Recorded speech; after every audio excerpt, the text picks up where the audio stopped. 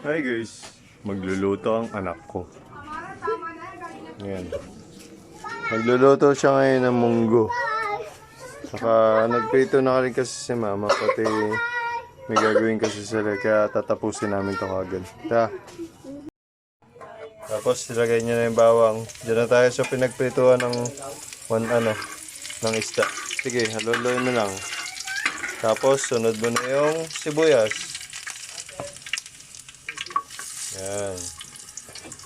Sige, halo-halo. Haluin mo yung mabuti. Galing, di ba? Isi mo. Yan, haluin mo pa. O, lagay mo naman yung kalabasa. Yan. Haluin mo. O, lakas mo yung apoy. Todo mo.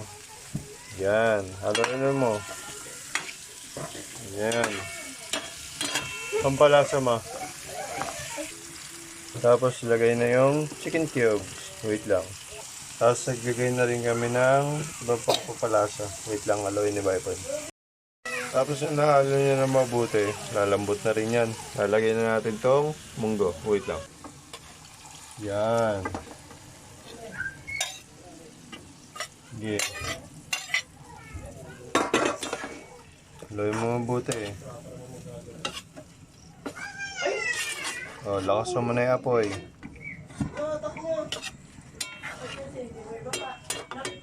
Bata pa lang, dapat marunong na.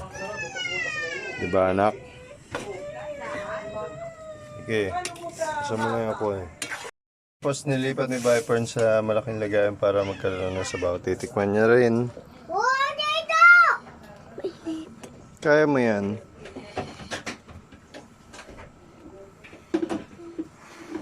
Okay na yan.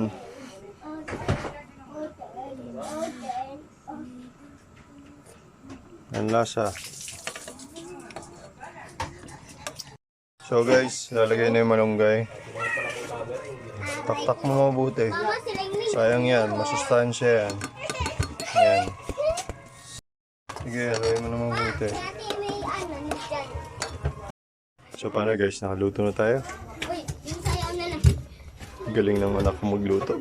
Lupit. Thank you.